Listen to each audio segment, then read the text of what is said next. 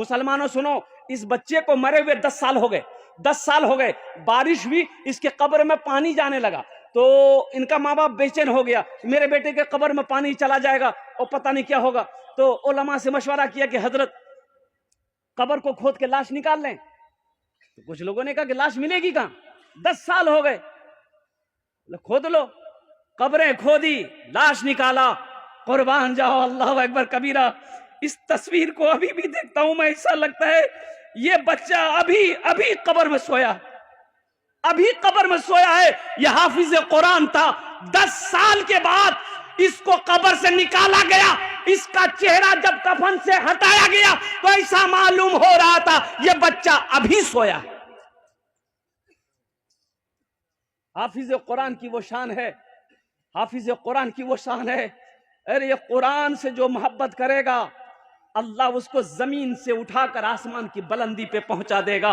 قرآن سے محبت کرو، اپنے بچے کو حافظ قرآن بناؤ، اپنے بچے کو عالم دین بناؤ، اپنے بچے کو قرآن پڑھاؤ، تاکہ ایک بات اور یاد رکھیے گا، بیٹے کو چاہے دلی میں پڑھاؤ، چاہے امریکہ میں پڑھا دو، چاہے لندن آکسفورڈ میں آپ بچے کو پڑھا دو، قسم خدا کی کل قیامت کے دن آپ کا بیٹا آپ کو دیکھ کر بھاگے گا۔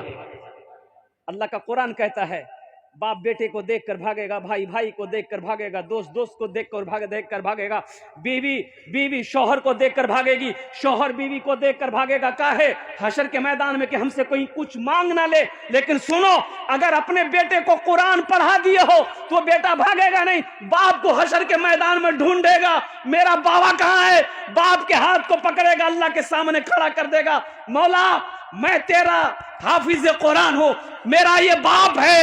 اللہ اکبر کبیرہ۔ اللہ اس حافظ قرآن، اس عالم دین کے باپ کے سر پہ تاج وقار سجائے گا، تاج پہنائے گا۔ کیا پہنائے گا؟ ایک حافظ قرآن 10 آدمی کو جنت میں لے کر جائے گا۔ کتنے کو لے کر جائے گا؟ ایک وکیل صاحب کتنے کو لے کر جائے گا؟ بڑا بابو، ارے بڑا بابو، دروگا صاحب، ایک حافظ قرآن 10 آدمی کو جنت میں لے کر جائے گا۔ الحمدللہ ثم الحمدللہ۔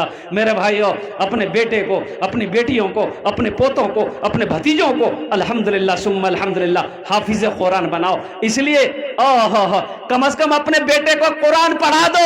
ارے مسلمانوں، مر جاؤ گے، کم از کم یہی بیٹا قرآن پڑھ کر اگر دعا کے لیے ہاتھ اٹھا دیا تو شاید اللہ قرآن کے صدقے میں آپ کے گناہوں کو معاف فرما دے، شاید اللہ معاف فرما دے گناہوں کو۔